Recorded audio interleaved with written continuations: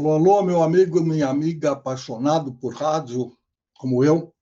Vou me apresentar para quem não me conhece. Eu sou Luiz Fernando Malhoca, radialista há 54 anos, com carteira assinada, fora o tempo de perturbação aos companheiros, aos amigos locutores e apresentadores, chamados disc jockeys naquele tempo, que eu ficava ligando todo dia para ganhar prêmio, porque um dia eu achava que eu tinha que trabalhar no rádio. Bom, hoje nós vamos dar sequência à série. Eles ajudaram a escrever a história do rádio no Brasil, esse rádio centenário, com uma figura bastante importante no jornalismo e no radialismo brasileiro. Eu tenho algumas perguntas a fazer para ele, porque eu não trabalhei, não tive o prazer de trabalhar junto com ele, e também não somos amigos, assim, de colegas de profissão, sim, mas não somos amigos diretos. Então, eu tenho muita pergunta, muita gente me faz algumas perguntas também, eu vou repassar a ele. Então, vou convidar com muita alegria Carlos Alberto Malho. Preste atenção. Como vai? Tudo bem, Luiz? Sempre é um prazer. Você Acertei sabe que... o nome? Acertou, com certeza. Até porque, embora a gente não tenha trabalhado junto, eu, claro, conheço o seu trabalho, admiro o seu trabalho, sempre admirei. E a gente tem uma semelhança, né? Porque você é malhoca, né? E eu sou malho. É isso que eu vou perguntar de cara, antes de começar. É verdade. A sequência. Você é de que lado da Itália? Com certeza, esse GL não é de outro país, senão da Itália, que não tem o NH, que não tem o LH. Por isso, o GN e o GL.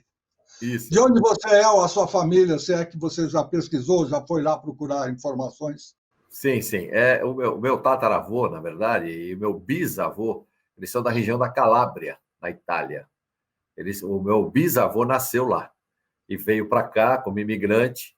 E aí o meu avô já nasceu aqui, né? Meu pai, aí a família, evidentemente, se estabeleceu toda aqui. Mas a gente tem esse sangue, né? Sangue italiano. Sem dúvida nenhuma. E a gente se orgulha muito disso, né, Luiz? Você sabe que eu, com certeza, até porque já fui brigar pelo passaporte italiano, já consegui, já viajei à Europa e até à Itália, obviamente, com o passaporte, e quando muito eles me cumprimentam, o cara abre o passaporte, vê minha faixa, A como faixa. diria, e aí já, sabe, ou é bonjour, ou é buenos dias, ou é good morning, depende de onde você está, ele deixa passar como se fosse um cidadão. Eu também não tenho como esconder, né? Essa fatia bruta. Bom, o que eu descobri ao longo do tempo é o seguinte: Malhoca aliás, deixa eu explicar, em muitos lugares eu apareço Malhoca. Como assim? Sim. Quando eu tinha o O e um C depois, a pronúncia seria como se fosse em português com circunflexo. É fechado. Quando tem uma consoante dobrada, é malhoca. O que ocorreu? Meu pai, nascido em Mococa, no estado de São Paulo, quando foi se registrar, alguém, aqueles escrivães da época, disse: olha, as consoantes dobradas caíram, o PH agora virou F, e etc, na nova ortografia, então o seu nome vai ser Malhoca, na verdade, Malhoca, com um C só, e cortou os dois Cs originais. Puxa Aí vida. eu vou pesquisar e descubro que malho é uma malha, é uma vestimenta que os antigos gladiadores usavam dentro da armadura, para não machucar, para o metal da armadura não machucar a pele, o corpo, então eles usavam essa malha. E o malhoca significa uma malha mais fina, malhete, alguma coisa assim. O malho deve ser só a parte da malha em si, mas que deve ter alguma ligação da origem nossa lá na Calábria. Eu também tenho parentes calabreses. Meu avô se chamava Francesco Antônio Malhoca. Quando ele chegou aqui, alguém falou para ele: vamos traduzir, vamos pôr Francisco Antônio. Ele falou: não, tira o Antônio. fica só Francisco, e ele virou seu Chico para a vida inteira. Mas quem está aqui hoje para ser entrevistado, e para conversar e para contar histórias da sua vida é o Carlos Malho, não sou eu. Então, vamos começar do zero. Onde você nasceu e que cidade, e como é que foi a sua infância, se é que ela teve ligações com essa profissão que você abraçou depois? Olha, eu nasci em São Paulo, sou natural de São Paulo mesmo, na cidade de São Paulo, da região ali do Butantã, do bairro do Butantã. E a minha história com rádio, ela começa desde moleque, quando a gente jogava bola num campinho de futebol que tinha ali atrás da minha casa. E eu, quando ficava esperando para entrar no jogo, eu gostava de brincar, de narrar, né? Então, sabia o nome de todos, narrava, brincava, narrava os gols. E as pessoas falavam, puxa vida, você vai bem, poxa vida, você tem um talento para isso. E eu coloquei aquilo na cabeça e sempre gostei do rádio, né? Eu sou daquela família que ligava o rádio logo de manhã, tipo 5h30, 6 horas da manhã, já ouvindo os comunicadores, né? Os grandes comunicadores, como, por exemplo, Eli Corrêa, que hoje eu tenho o privilégio de ser amigo dele, né? Eli Corrêa, outros comunicadores da época que já estão no rádio há muitos anos. E eu botei na cabeça que eu queria trabalhar em rádio, né? Queria trabalhar em rádio. E aí, falei, bom, para trabalhar em rádio, eu vou ter que fazer jornalismo, que eu acho que é o melhor a fazer. E fiz a faculdade de jornalismo, comecei já trabalhando no rádio, e nas pequenas emissoras fui tendo oportunidade, por exemplo, na Rádio Boa Nova de Guarulhos, Rádio Difusora Oeste de Osasco, não é? E também a Rádio Educadora de Campinas, que foi uma grande escola para mim, porque a Rádio Educadora é uma filial da Rádio Bandeirantes, em Campinas, e fazendo sempre esporte, sempre no esporte, ou narrando, ou fazendo reportagem, e assim começou a minha carreira, até entrar para o jornalismo geral, como a gente chama, né? Aí como repórter, como apresentador, como âncora. Graças a Deus tivemos aí. Vamos esmiuçar isso passo a passo, que isso é que é o importante. Uma pergunta, quando você falou que fez jornalismo, em que faculdade foi isso, mais ou menos em que época, para a gente criar a linha do tempo? Olha, eu terminei a faculdade em 1984. Como eu sou de 1957, eu terminei a faculdade não muito cedo, né? Mas, para que você tenha uma ideia, ali, mais ou menos em 1977, 78, eu já comecei a trabalhar em rádio, sendo convidado para transmissões esportivas na Rádio Difusora de Osasco e também na Rádio Boa Nova de Guarulhos. Na época, o Onofre Miranda, que era de um programa chamado Panorama Esportivo, e ele dava oportunidade para as pessoas que estavam começando. E ele, sem dúvida nenhuma, foi o grande, né, articulador de tudo isso que aconteceu, porque ele abriu o microfone para mim e eu fazia as reportagens, e logo no segundo sábado, o programa era sábado de manhã, ele não pôde fazer o programa. E ele falou assim para mim, Luiz, você vai fazer o programa. Era um programa de 1 hora. E aí, Luiz, você já sentiu isso, eu tenho certeza. Dá aquele frio na barriga, você fala assim, pô, mas será que eu vou tocar, né? Puxa vida, eu fiz só algumas reportagens e, graças a Deus, eu aceitei o desafio e acabei saindo bem. Ele depois me elogiou muito, me deu outras oportunidades também para apresentar. Então, é aquela história, sempre pinta um desafio na vida da gente, né, Luiz? Que a gente tem que... Talvez é um divisor de águas, né? E você sabe bem o que eu vou falar. Sim, sim. Eu também tive a oportunidade de ser jogado no fogo, como você foi. Exatamente. E aí você assume ou não. Se bater aquele medo, pode ser que não dê certo. Exatamente. Agora, se você falar, agora eu vou, qual é seu signo? Capricórnio. Capricórnio. Você teve uma atitude, mais ou menos, o pouco que eu entendo de astrologia, uma atitude de ariano. Não pensa e vai. O Capricórnio tem um pouco disso também. Ele vai de frente, se bater de frente, bateu.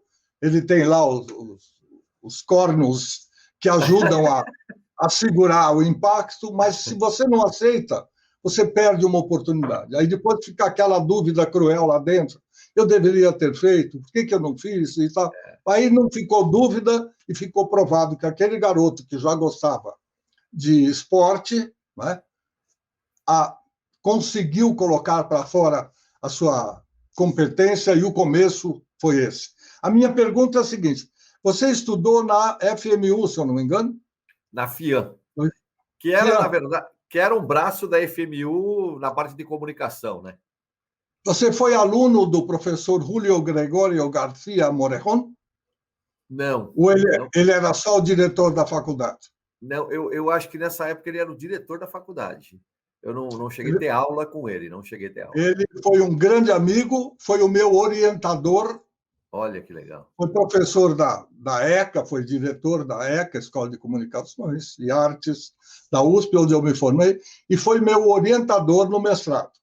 Eu fui muito ligado a ele, ele é um espanhol com coração brasileiro, como ele era legal, gostava muito. Bom, seguimos em frente. Então, nós já temos aí uma informação de que o jovem, essa coisa de você trabalhar antes, ou, como você disse, eu fiz a faculdade meio tarde, às vezes a faculdade é pro forma, é só para a gente conseguir o DRT, para conseguir o diploma e justificar, porque o que está aqui dentro independe de faculdade. Não que ela não seja boa, eu sou a última pessoa que vai dizer que não vale a pena fazer faculdade, de maneira alguma. Agora, não é tudo.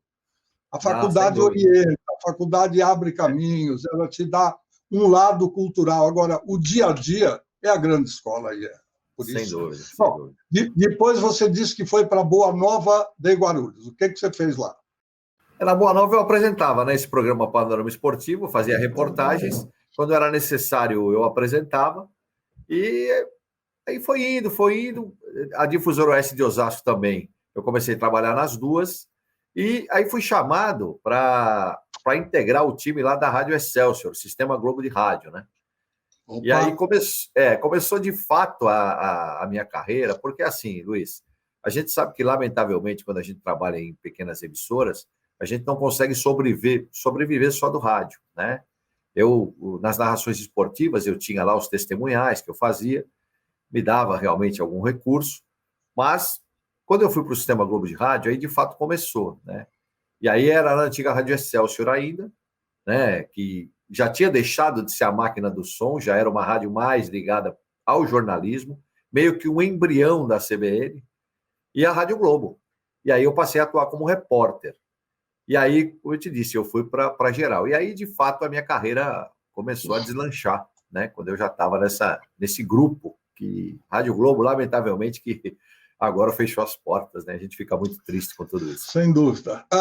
O pessoal que trabalhava numa emissora e na outra era registrado, isso é curiosidade, nas duas emissoras, ou você tinha, digamos, um registro na Rádio Excelsior e tinha uma segunda função que você exercia no jornalismo da Globo?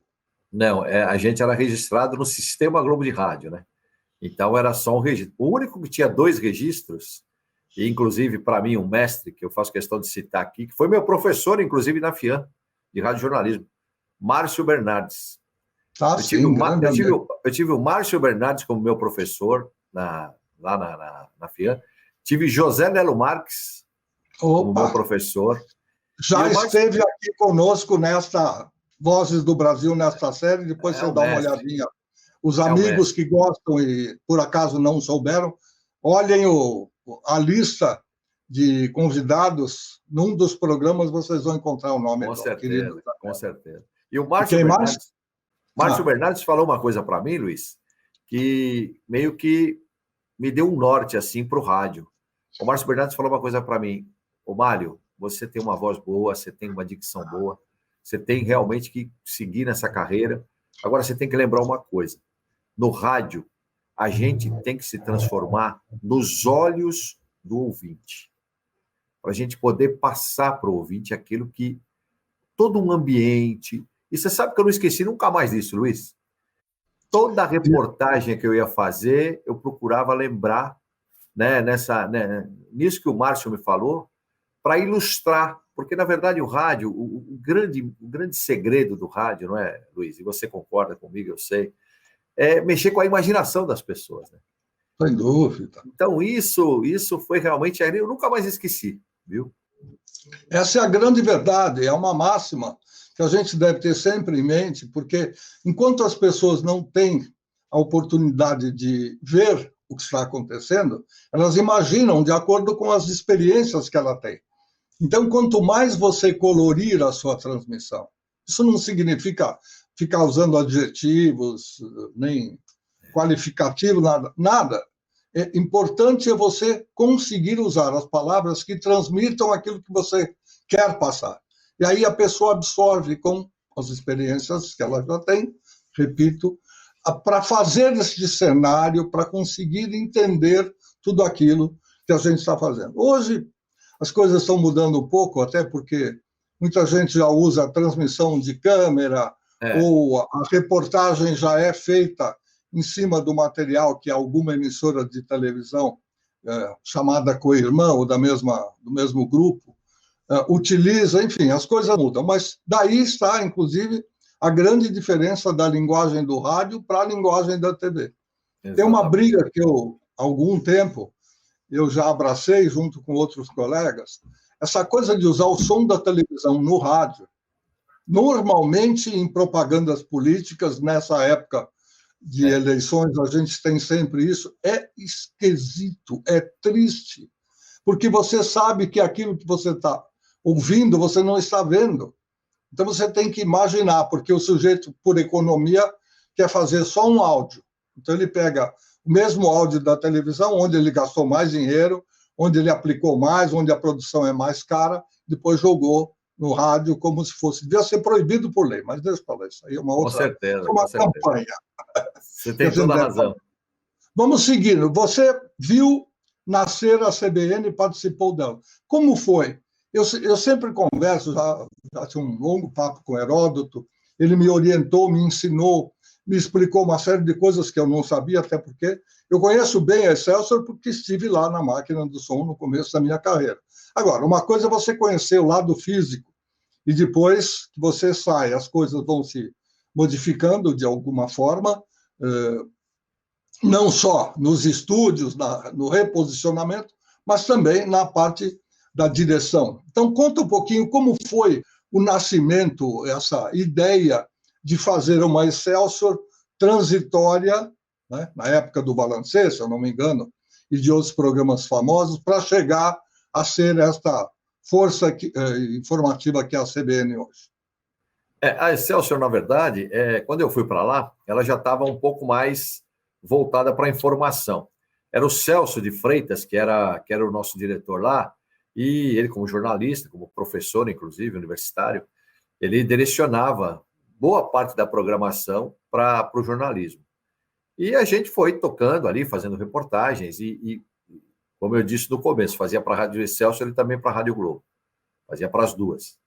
E aí, um belo dia, o Heródoto Barbeiro era, na verdade, o apresentador do jornal, o Heródoto se torna o diretor, e a partir do momento que o Heródoto se torna o diretor, alguns meses depois, ele convoca uma reunião na redação e diz o seguinte: olha, a partir de hoje nós vamos dar notícias 24 horas por dia. Nós vamos ser uma rádio all news. Então, vai mudar muita coisa, a gente vai ter que trabalhar muito mais. Aquele desafio que sempre aparece na vida da gente. E a gente acabou ficando, de uma certa forma, feliz, porque todos os jornalistas, claro, a partir do momento que se prioriza um programa só de informação ou uma rádio só de informação, para nós foi ótimo. E o início da CBN foi assim.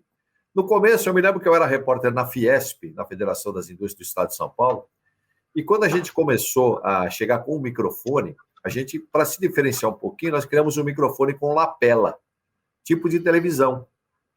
Na época, nas coletivas, aparecia o gravadorzinho com aqueles adesivos das rádios. Aí nós fomos com esse microfone de lapela. E eu tive uma ideia que depois todo mundo falou, poxa, foi bem pra caramba. Eu colocava o microfone da CBN, Luiz, e naquelas coletivas que iam para a televisão, para a Globo, para todas as emissoras, o microfone tinha 4 lados. E eu virava o microfone. Eu estava assim, de repente eu virava para o outro lado. E isso, uma pessoa chegou para mim e falou assim, você vira o microfone da CBN lá? E eu prestei atenção nisso. Você vira que é para chamar a atenção? Eu vou ser sincero para você, eu não sei se, de uma certa forma, acabou chamando a atenção das pessoas e foi marcando aquela história de eu virar o microfone. E eu comecei a notar que a CBN pegou, Luiz, quando o entrevistado, e você sabe bem disso com toda a sua experiência, o entrevistado começa a olhar para você na resposta. Ou seja, ele está olhando para você como se você tivesse com uma câmera. E isso começou a chamar a atenção. E, claro, a CBN foi crescendo, crescendo, crescendo e se tornou uma referência no jornalismo. Mas o começo foi o pessoal perguntava se era CNN, né? O pessoal perguntava, é CNN? Não, não é CNN, é CBN. Foi um começo realmente que marcou, porque a gente cobria tudo, né? A gente fazia tudo, 24 horas de notícias, né? Uma outra curiosidade que eu já senti que as pessoas têm, como é que a CBN, que era uma rádio AM, ou seja, a Central Brasileira de Notícias, era uma rádio Excelsior AM, amplitude modulada, numa parte do dial. Como é que ela virou uma emissora de FM e tomou o vulto que tomou, nos dias de hoje principalmente? A partir de que momento surgiu essa ideia? Porque houve várias tentativas, a gente não precisa ficar conversando sobre isso, mas de fazer a Excelsior FM, ou seja, o canal de FM da Rádio Excelsior virar Globo FM, depois virar X, depois, enfim, uma série de tentativas infrutíferas, e aí vira a CBN e explode no total. Como foi isso e quando, mais ou menos? A Globo FM, na verdade, ela era o 90.5. Ela tinha uma programação que era uma programação de sucesso, tinha um programa chamado Good Times, que marcou época, né? E todo mundo ouvia. Eles quiseram mudar o público da Globo FM. E aí, a partir desse momento, eles quiseram se tornar uma rádio mais jovem. E fizeram um concurso para escolher o nome da rádio. E aí, aquele concurso, aquelas pessoas mandavam carta, tem que ser rádio isso, rádio aquilo. No final, eles chegaram à conclusão que deveria ser Rádio X. E trouxeram a Xuxa na Rua das Palmeiras, parou a Rua das Palmeiras, né? Isso lá no comecinho de 90, né? 91, 92, agora não me recordo bem, mas é 91, 92. E aí, o que aconteceu? Ficou Rádio X. E começou com uma programação bem mais jovem do que era a Globo antiga, do que era a Globo FM. E essa programação não deu resultado, ou pelo menos o resultado que o pessoal esperava. E aí, o Heródoto Barbeiro, professor, mestre Heródoto Barbeiro, ele pediu a frequência, porque eles iam acabar com o 90.5. Ele falou, me dá essa frequência, eu vou fazer uma experiência para colocar notícia nela. Aí o pessoal do Rio de Janeiro, os diretores da Globo no Rio, acharam meio assim, não, talvez não vai dar certo. O Heródoto bateu o pé e conseguiu convencer as pessoas. Aí surgiu o CBN, a rádio que toca notícia. A partir daí, Luiz, você tem razão, porque no 780 da Rádio Excelsior, ela trabalha com 50 quilowatts na antena durante o dia. Durante a noite, ela tinha que baixar. Uma vez aconteceu um acidente gravíssimo na Regis Bittencourt, ali em Juquitiba, e eu fui para lá para cobrir. Morreram várias pessoas. Aqueles acidentes assim na BR-116 que a gente ficava realmente estarrecido com o que acontecia. E eu consegui ouvir a escuta da rádio, só que eu já estava lá, já começou a escurecer, eu não consegui ouvir mais a escuta da rádio. Por quê? Porque a rádio caía. Porque ela não podia, o 780 não podia continuar com 50 quilos na antena, porque ele começava a bater, porque quando anoitece, a frequência do rádio AM, ela se propaga mais. Então, a Excelsior começava a bater nas outras rádios, 770, 760, ela era 780. Então, isso era um problema para a Rádio CBN, né? E aí, o que aconteceu? Com a FM, isso acabou. Né? Embora a FM tenha uma limitação, né, de propagação em relação ao AM, né? Você pega a Globo, por exemplo, 1100, eu estava no Paraguai fazendo o golpe de Estado lá do general Lino Oviedo, que quase saiu uma guerra lá, fiquei com medo danado lá, porque eu achei que ia ter guerra lá. Só que, graças a Deus, deu tudo certo, acabei vindo embora. Mas fiquei no meio de tiro, fiquei no meio de tropa, né? Umas contra as outras. Realmente foi difícil. Tinha um Paraguai que falava assim, fica atrás da tropa, atrás da tropa. No Paraguai, eu escutava a Rádio Globo no AM normal. Eram 3 rádios que eu escutava, a Rádio Globo, 1100, a Rádio Record, 1000, e a Rádio Capital, que já era 1040, que é a antiga frequência da Tupi. Então, você vê, precisava do FM. E o FM trouxe esse vigor e trouxe uma coisa interessante. Atraiu um público mais elitizado para a CBN. Então, acho que foi o Heródoto nesse ponto, o Luiz, ele foi, assim, espetacular, porque, graças a ele, a CBN realmente é o que é hoje. E eu digo isso de boca cheia. Graças a Heródoto Barbeiro. E, claro, a toda a equipe, a todos nós, enfim. Sim, mas alguém tinha que peitar, né? Quando a gente... Porque eu trabalhei lá e que eu tive uma pequena ligação com o Zé Roberto Marinho. Ele tentou fazer da Globo FM, ou da Frequência FM, do grupo, uma rádio mais elitizada, mais para o instrumental. Já contei isso uma vez. E ele queria que eu fosse dirigir a rádio. Aí nós almoçamos ali no antigo prédio da Dacom, bem naquela confluência conhecida. Faria Lima ali. E aí eu perguntei a ele, eu tenho essa mania de não ter barreiras com as pessoas. Eu falei, seja honesto e sincero para mim. Você vai me dar uma rádio nova, um estúdio novo, ou vai continuar usando aquele estúdio do corredor, quando você saía de um prédio e subia uma escadinha para ir para o outro, tinha um estúdio de gravação, que foi o estúdio que deu para utilizar como o FM, porque também a informação do Dentel de que de uma hora para outra, deu um prazo, mas era muito rápido, você tinha que retirar a frequência modulada do link, do enlace do transmissor do AM com o estúdio ou vice-versa, para virar uma emissora de broadcast. Eles deram um período e de uma hora para outra você não constrói uma rádio. Você já tem o equipamento, mas você tem que montar uma estrutura de funcionários, você tem que ter dinheiro para pagar esses funcionários. Então, pegou meio que o pessoal de surpresa. E aí o Antônio Celso resolveu, meu chefe na época, resolveu fazer uma pequena virada. Gravou todas as falas necessárias para identificar a emissora, e aí ele pegou 50 LPs, diferentemente do que marcavam as gravadoras, que botavam um X na música de trabalho, ele fez um símbolo próprio, ele mesmo criou, e disse aos operadores, eu não vou fazer seleção musical, vocês colocam na sequência, já que é uma rádio para tocar músicas de não sucesso como a Excelsa, né? É música variada, então nós vamos fazer isso aqui para ver onde vamos chegar. Então, cada operador pegava um dos 50 LPs e ia escolhendo a segunda faixa, depois a terceira e tal, ia tocando alternadamente. Bom, aí eu perguntei para o Zé Roberto,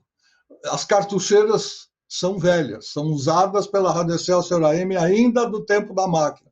Você vai colocar tudo novo? Ele falou, não, eu já gastei muito dinheiro, eu preciso primeiro faturar para depois aplicar, inverter. Eu falei, então, não tem investimento antes. Eu falei, então não dá, porque eu já sofri muito, ainda fiz uma brincadeira. Eu falei, eu não tenho competência cardíaca para ficar ouvindo toda hora o cartucho fora de ponto, o cartucho parar, brecar na máquina. Então, fica para uma outra vez. E acabei não assumindo, não entrando. Então, mero detalhe. Mas é para mostrar como é que o outro lado pensa. Né? E o fato dos diretores serem do Rio, tudo era muito decidido do lado carioca. Nada contra, não é bairrismo. Claro, mas você, aqui em São Paulo, você sabe como as coisas funcionam ou como elas devem funcionar. Não adianta simplesmente entra em rede, fica em cadeia com a tal emissora. Não é assim. A linguagem é outra, os costumes são outros, o dia a dia é diferente, assim vai. Nós não temos praia, infelizmente. Bom, quanto tempo você ficou na CBN Globo? Até porque você teve uma passagem, uma das grandes e marcantes passagens da sua vida com o Padre Marcelo. Sim, sim. Foi? Foi. Eu fiquei 24 anos, foram 24 anos. Uma vida. Saí em 2014, fui registrado em 1990. e saí em 2014. Então, eu peguei todo o começo da CBN, né? Desde o do embrião até o nascimento, enfim. E eu sempre, Rádio CBN e Rádio Globo. A partir do ano 2000, 2001, 2002, o pessoal percebeu que eu tinha uma maneira de comunicação que casava bem com a Rádio Globo, né? Aquela comunicação mais popular. E o Padre Marcelo veio para a Rádio Globo através do Michele Marino, saudoso Michele Marino, que chegou a ser nosso gerente. E quando o Padre Marcelo veio, ele precisava de alguém no programa para ler as cartas, né? Já existia o Ricardo Leite na época, mas depois o Ricardo Leite saiu e ficou essa vaga. E o Mário Duarte, que é o produtor, que está com o Padre Marcelo até hoje na Rádio Capital, o Mário Duarte também, aos pouquinhos, ele foi pegando o jeito do microfone, aquela coisa. Mas o Padre Marcelo pediu que eu agregasse. E aí, Luiz, aconteceu uma coisa muito interessante, porque do ano 2002 até praticamente a saída do Padre Marcelo, até, na verdade, a minha saída, né, em 2014, porque o Padre Marcelo ainda estava lá, foi o programa de maior audiência do rádio que eu já vi na minha vida. Por quê? Eu controlava os ibopes do programa. E aí, além disso, eu fazia, porque eu terminava o Padre Marcelo, eu ia para o Laércio Maciel, que era o Manhã da Globo, e continuava fazendo reportagens, né? Teve a minha passagem também quando apresentei o programa Agito Geral à noite, na própria Rádio Globo, né? Conciliava, por exemplo, com o SBT, que eu fui ser repórter lá do SBT, né? Um convite que aconteceu da diretoria de lá para que eu fosse para lá, e o Hermano Henning era o âncora, e eu trabalhei lá 2 vezes, trabalhei no Aqui Agora e trabalhei também no jornal do SBT. No Aqui Agora eu trabalhei em 95, de 95 a 96. Fiquei um curto período lá, porque eu fui fazer um furacão lá no Caribe. Tinha um furacão lá, o furacão Luiz. E aí o que aconteceu, o Luiz? Só tinha eu de rádio lá. E aconteceu uma coisa interessante, porque destruiu tudo lá. E tinham muitos brasileiros, e tinha uma empresa chamada Skyjet Brasil, que foi resgatar os brasileiros lá. E aí nós fomos para lá sem saber, o piloto falou para a gente assim, olha, fomos em 11 jornalistas no MD-11, só para você ter uma ideia. Só a televisão, eu era a única rádio. Aí falou assim, ó, nós só vamos pousar lá se der para pousar no visual, porque acabou torre, acabou tudo, não tem comunicação, não tem nada. E a gente foi, chegamos lá na ilha de San Martín, lá no Caribe, conseguimos pousar, graças a Deus. Estava uma movimentação incrível de suprimentos chegando, avião até da Rússia trazendo suprimentos, porque houve uma destruição, houve mortes, inclusive. Mas os brasileiros conseguiram se salvar, porque os hotéis lá tinham aquelas proteções que você ia meio para o subsolo, e aquilo, de uma certa forma, dava uma proteção. E ninguém morreu. E eu me lembro que eu fui com o gravador, nós tínhamos meia hora para resgatar os brasileiros. Vem todo mundo para o avião aqui que chegou, e a gente entrevistar, já tentar produzir matérias. Eu entrevistei o menininho, ele falou assim, eu nunca mais quero sair do meu país, porque o menino disse que ficou traumatizado com tudo aquilo. E foi uma entrevista que acabou depois, todas as emissoras de televisão vieram pegar comigo e tudo mais. Aí a Célia Serafim, que era repórter do Aqui Agora, ela estava, e ela viu na saída nossa aqui, de Cumbica, eu fazendo um boletim. E ela falou assim, você não escreve?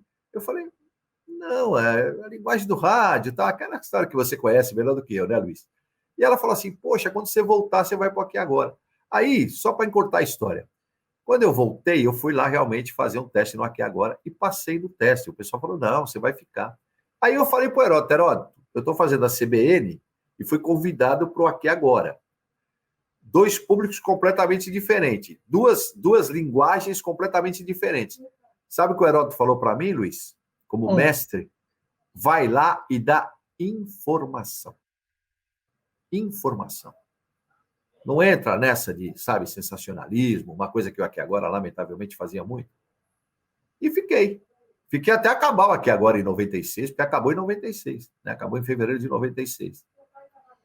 Então, são coisas que vão acontecendo na vida da gente, que você fala assim, puxa vida, eu tinha que estar lá naquele momento. E, aliás, esse dia marcou também a minha carreira, porque a gente não conseguia transmitir nada.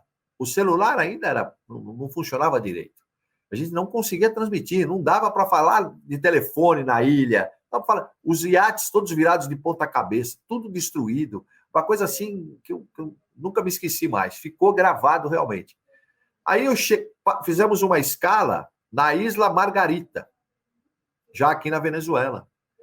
E as famílias dos brasileiros estavam preocupadas porque eles estavam lá e não dava para se comunicar com ninguém.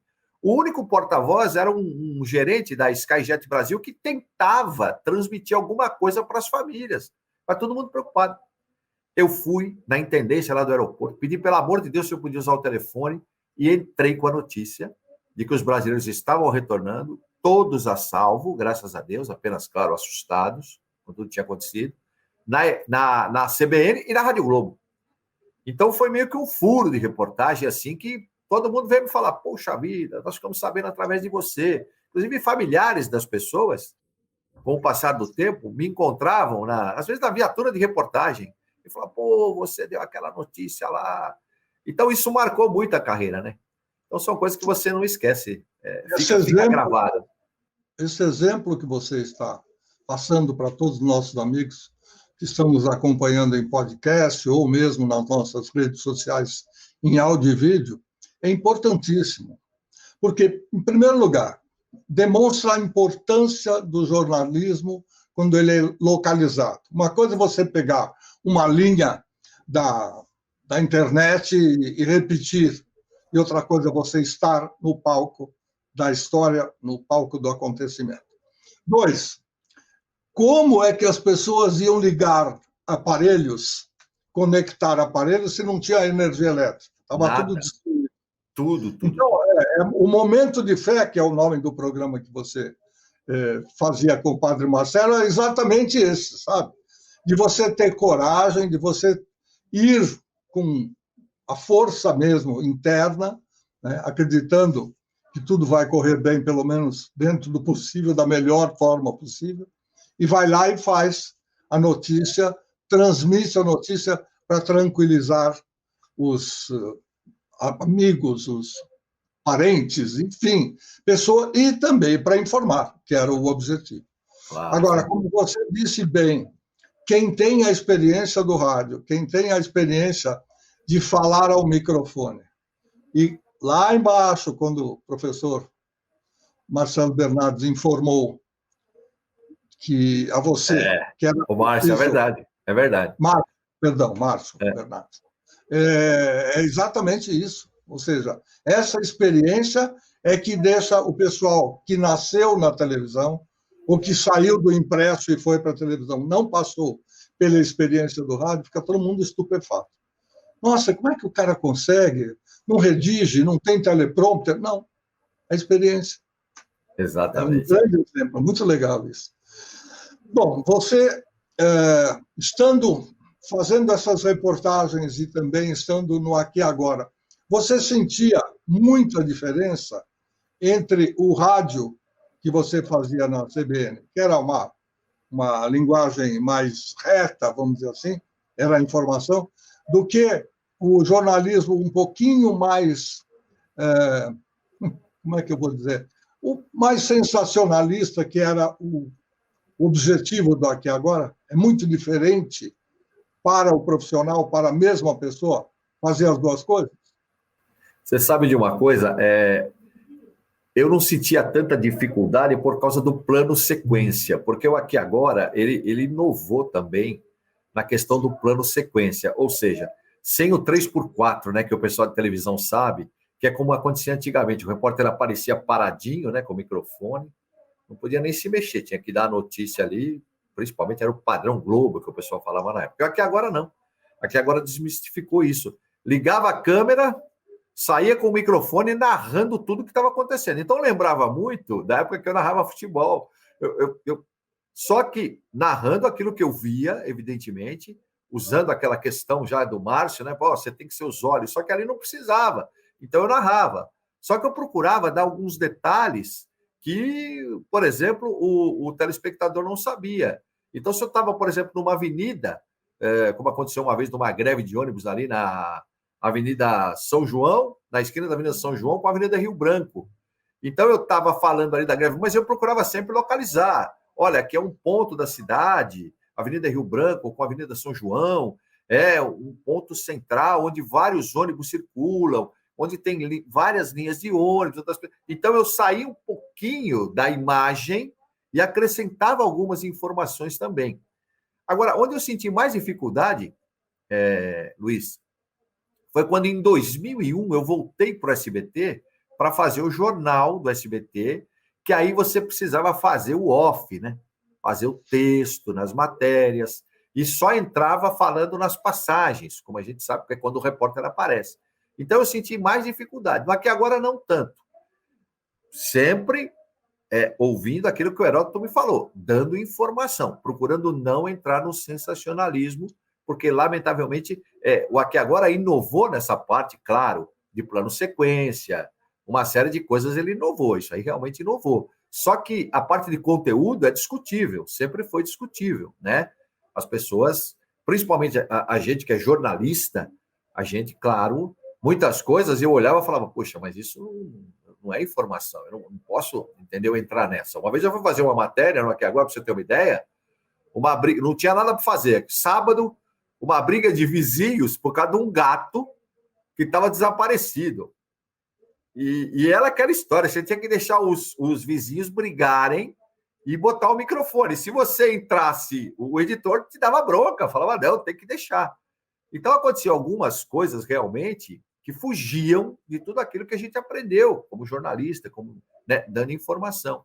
Então, foram momentos difíceis no Aqui Agora.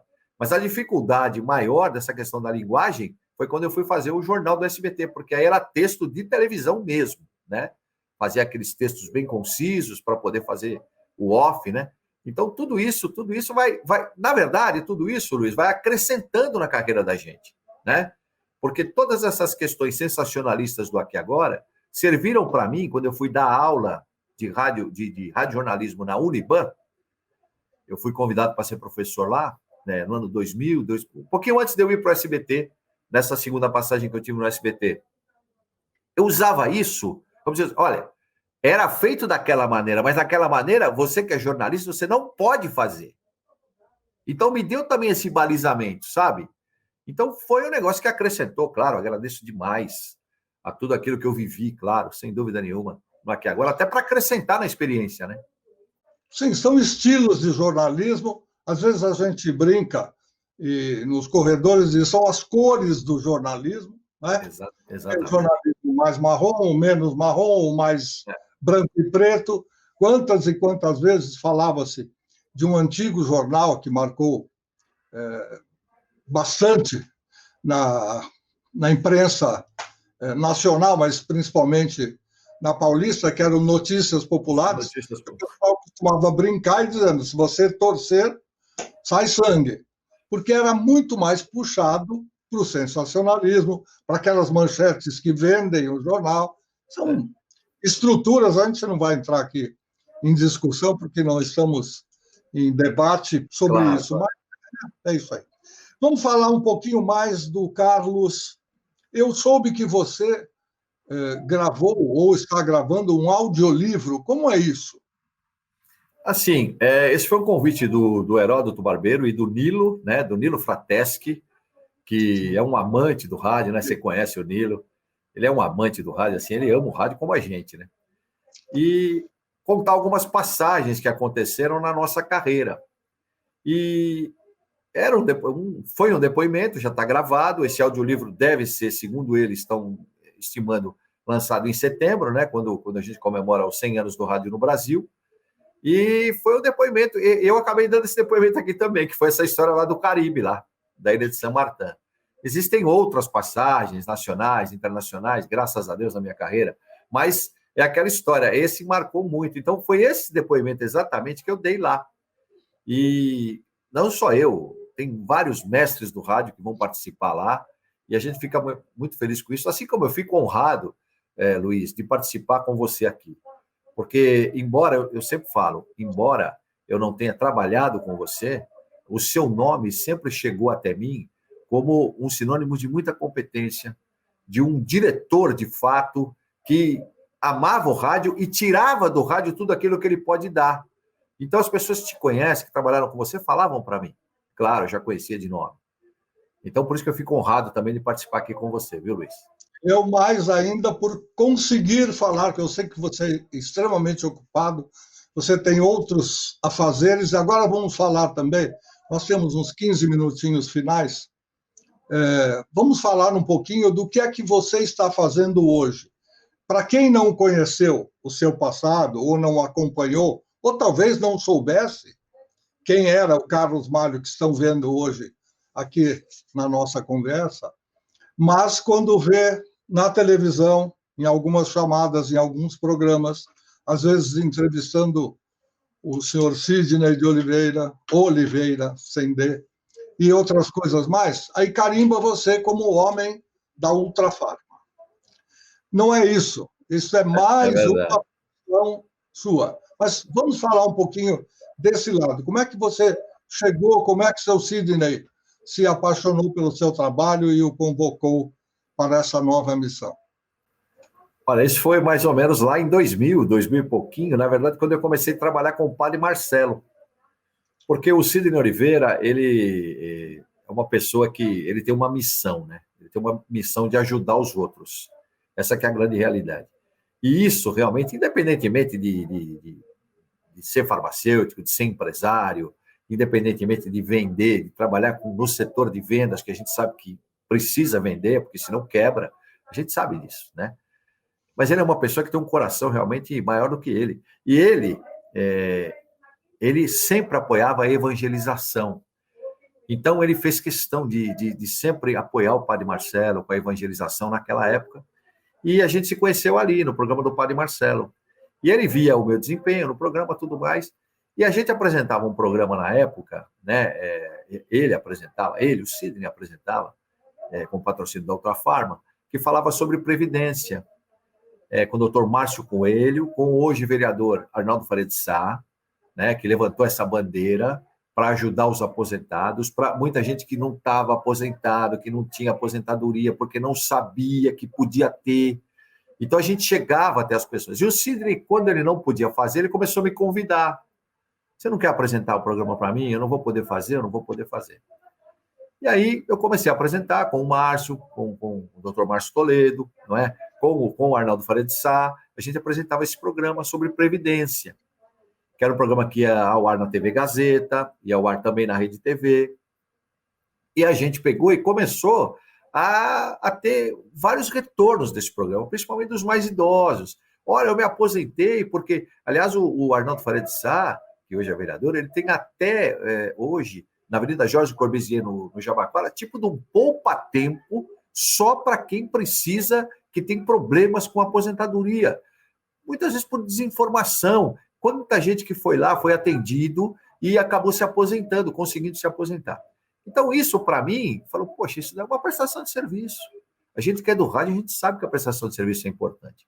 E aí fui ficando na Ultrafarma, fui ficando, né? O Arnaldo foi para Brasília, como deputado federal, ficou mais difícil para ele, não é? E aí o Sidney começou a pensar que aquele que vai na Ultrafarma, aquele que compra, né? Aquela pessoa que consegue fazer economia comprando na Ultrafarma, podia dar uma boa entrevista. E acaba dando boas entrevistas. Sabe por quê? Porque além da gente, evidentemente, passar a mensagem de que a Ultrafarma vende mais barato, e se você perguntar no Brasil inteiro, o pessoal fala, a farmácia que vende mais barato, o pessoal fala Ultrafarma. Não é só isso. A gente consegue, Luiz, e isso eu aprendi muito no rádio, né? A gente consegue tirar histórias das pessoas, histórias de vida das pessoas, que muitas vezes faz o telespectador que está sentado na sala de casa assistindo, ele fala, caramba, isso aconteceu comigo. Isso aí que essa senhora está contando, que esse senhor está contando, já idoso, né? Ou mesmo um jovem que vai lá, né? Quantos depoimentos, olha, o Luiz, de pessoas que tiveram entubadas na Covid e conseguiram se recuperar, e as pessoas contando essas histórias, sabe? A ligação com Deus nessa hora, que as pessoas falam, puxa vida, ali era só Deus, né? Então, tudo isso que você conta é legal. As pessoas falam, puxa vida, aconteceu comigo. E estamos até hoje, né?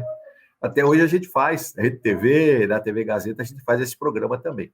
E uma outra coisa foi o desafio que eu tive em 2011, quando eu fui convidado para montar uma web rádio na Câmara Municipal de São Paulo.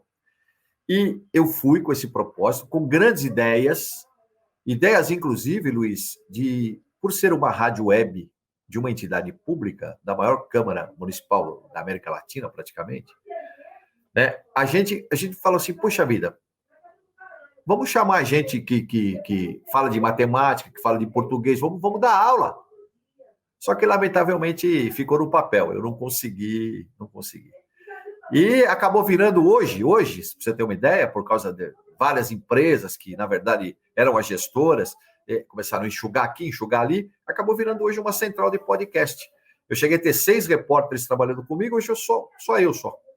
Então, é aquela história, é uma central de podcast, a gente procura passar as informações do Legislativo paulistano, tem muita coisa boa para passar lá, né? Evidentemente que a gente passa também tudo aquilo, a própria imprensa, quando vai cobrir, a gente acompanha, porque a gente tem lá o jornal da Câmara, que é da TV Câmara São Paulo. Então, quando tem uma situação que é preciso noticiar, que vira notícia, também não se omite. O presidente Milton Leite, ele faz questão disso, de não omitir, quando tem alguma coisa lá que precisa ser falada, a gente fala também, né? Então, é o rádio, na verdade, né? O podcast, né, Luiz, e você sabe bem disso, o podcast, na verdade, é o rádio. O rádio é assim, né? Ele sempre... o rádio vai morrer. Você lembra? Em 50, quando chegou a televisão, o rádio vai morrer. O rádio, puxa vida, com televisão. Aí, quando chegou em 60, apareceu o transistor. O rádio saiu da sala, a gente começou a levar o radinho para tudo quanto é lugar. Quer dizer, sempre o companheiro. Aí veio a internet, o rádio vai morrer. Pelo contrário, o rádio vai para o mundo hoje. Não é verdade? Agora veio a imagem, né? Que nem você falou, o rádio falou, me dá a imagem. Me dá que eu dou um jeito. E tá aí. E o podcast, na verdade, é o rádio. Né? São as entrevistas. Nós que trabalhamos no veículo, sabemos que quando alguém, né, a gente já passou por isso várias vezes, o Papa está doente, aí já se faz o necrológio do homem com todas as histórias e deixa só a manchete para dizer que se aconteceu agora ou há 10 minutos passados, etc, etc. Então, o rádio em si, que fez o necrológio de tantas pessoas e às vezes não pôde usá-lo na hora que era prevista, tem o seu necrológio feito e falado e prolatado aí para todos os lados, e isso não aconteceu. E também não vai acontecer. É verdade. Se tiver uma pessoa de um lado com a necessidade de ser informada, ou porque está só, a solidão é uma grande saída para o rádio, ou porque ela precisa conversar com alguém, de outro lado, alguém com esse microfone, com o comunicador, está resolvido. O rádio vai continuar. Eu queria só fazer um adendo ao que você falou. Eu acompanho você, não é troca de confetes, nada. Eu acompanho a Santa Missa de Iguape, eu vejo, às vezes, o trabalho que você faz, grava às quintas-feiras à noite, se eu não me engano, com o seu Sidney, e às vezes não é no escritório dele, mas é feito na farmácia ou em uma das unidades. Isso. A verdadeira, aquilo que a gente fala em casa, nos bastidores, o testemunhal, aquilo que o comunicador fala para dar um verídico, é a grande verdade dita por cada um dos consumidores. Aqui a gente não tem problema nenhum de patrocínio, de falar o nome de empresa e etc. Portanto, é claro que quem vai e consome o produto da Ultrafarma e diz que no bairro dela, ou na cidade, na periferia onde ela mora, ou numa cidade próxima, ela pagaria um produto e compra 6 na farmácia, é exatamente isso. Ela está botando para fora exatamente o que ela sente. Esse é o verdadeiro testemunhal. Você não precisa combinar nada com a pessoa. O que você tirar dela naquela hora é a coisa mais gostosa que tem, porque é espontâneo. E o rádio prova essa espontaneidade. É isso aí. Além disso, faz o nosso querido amigo, que tem um currículo invejável aí. Acho que você tem. Nós temos 10 anos de diferença, provavelmente. Pelo ano é isso. O ano que eu nasci. Agora, o que mais você fez nessa carreira tão longeva, que não para nunca, se Deus quiser, vai continuar para nossa alegria. O que mais faz o Carlos que a gente não sabe? Eu tive a oportunidade de, como eu falei, né, de dar aula, gostava demais de dar aula na Uniban, formar jornalistas, né, principalmente para o rádio, né, colocar no coraçãozinho daquelas pessoas, olha, o rádio é fundamental. E aconteceu uma coisa que, assim, eu estava em 1999, teve um grande blackout. Foi um dos primeiros que teve, aquele problema na usina de Itaipu, acabou a luz em todo lugar. E eu estava na sala de aula, foi à noite. E aí o pessoal lá da faculdade falou, olha, não tem previsão de volta, né? Vamos ter que dispensar as pessoas. Eu falei, não, tudo bem, vamos dispensar, né? Mas eu sempre carregava um rádio comigo na mala. Você sabe que a gente é desse jeito, né, Luiz? Porque o rádio não tem jeito. Aí eu catei o rádio e liguei o rádio. E comecei a saber, através do rádio, do que estava acontecendo. Não tinha luz, televisão não podia ver, porque não tinha luz, não tinha energia. A gente, em princípio, achou que era só localizado. O rádio falou para a gente, é um blackout nacional. Grande parte do Brasil está sem energia elétrica. Foi em 1999 isso. E o que aconteceu? Eu parei e falei, gente, antes de vocês saírem, por favor, prestem atenção. Isso que está acontecendo aqui é a maior prova de que o rádio não morre jamais. Porque é o rádio que está informando. Eu tenho certeza que vocês, quando saírem daqui, vocês vão chegar no carro de vocês, a primeira coisa que vocês vão fazer, o que é? Ligar o rádio do carro para saber o que está acontecendo. E todo mundo preocupado, né? Porque acabou a energia, o que será que está acontecendo? E as notícias chegaram por onde? Pelo rádio, não é? Internet, tudo bem, já tinha em 99, claro. Já tinha celular, o celular ainda não era o que é hoje. Mas mesmo o celular, ele precisa da bateria. Se não tiver a bateria, ele não funciona. O rádio não, você põe pilha. Você carrega, se for o caso, 500 pilhas, mas você não vai deixar de ouvir o rádio. Esse pessoal que mora nos mais distantes rincões desse país, a gente sabe que não tem sequer energia elétrica. Quem que é a janela do mundo para eles? É o rádio. É o rádio. É o radinho de pilha.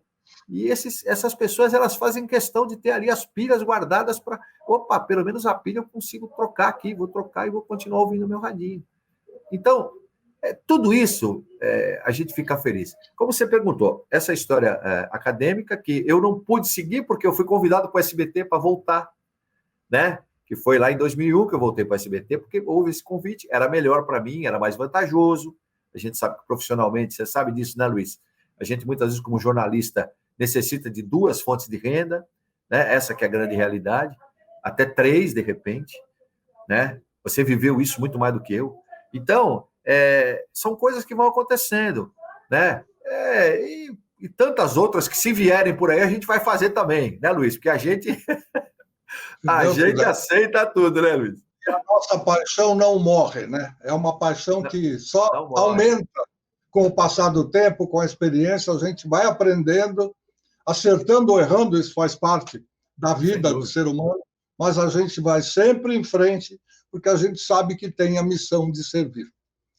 Carlos, foi muito legal conversar com você, mas como nós temos o começo, também temos o fim do nosso horário, temos que respeitar os espaços das redes sociais. Eu quero agradecer, primeiro porque eu matei uma grande curiosidade, segundo, porque eu matei uma vontade que eu tinha, e depois, sabendo que você ainda é palmeirense, como eu também sou, e boa parte da família Malhoca, então é melhor ainda, é mais gostoso, a gente não falou, não discutiu, mas é mais gostoso a gente falar com alguém que tem essa simpatia como a gente tem pelo Palestra Itália.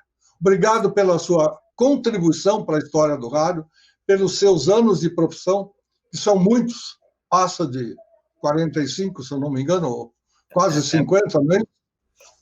Por aí, Eu estou com 64, né? Posso dizer aí, com 20 anos, praticamente, eu comecei no rádio, propriamente dito, né? Então, são já 44.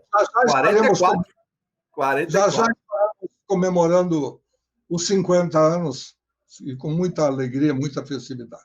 Obrigado mais uma vez pela sua disposição, pelo seu tempo, e nós voltaremos a conversar a qualquer momento, em uma outra oportunidade, e um dia nós vamos tomar um café, nem que seja ali na esquina da Ultrafarma, no dia da sua gravação, tá bom? Fico honrado de ter participado, Luiz. Muito obrigado, de coração. Também tinha essa curiosidade de conhecer você, de conversar com você, por tudo que você representa. O rádio é o que é, graças a pessoas como você. E isso eu faço questão de dizer aqui. Tá bom? Obrigado, Carlos. Um grande abraço e continue sendo esse batalhador pelo nosso querido veículo, porque ele é realmente a chama que temos aqui dentro e que vamos levar até o final. Até mais. Um abraço, muito obrigado.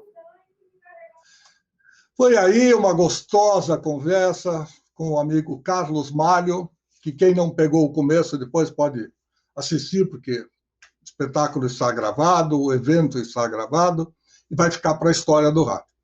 Ele é Malho, eu sou Malhoca, nós não somos parentes, mas lá atrás, quem sabe, lá na Calábria, se não tem alguém da mesma família que disse, olha, meu sobrenome é muito grande, eu vou dar uma diminuída, ou então na hora de datilografar, não, porque não tinha máquina, nem Hamilton na época. Mas, de qualquer forma, foi muito gostoso conversar com o grande repórter. Quando a gente começa a repórter, a gente nunca deixa de ser. Mas ele é comunicador, ele participa de outras gravações, ele continua sendo o grande comunicador, Carlos Malho. Obrigado, e a gente volta na semana que vem com mais uma novidade, mais uma página da história do rádio. Até lá.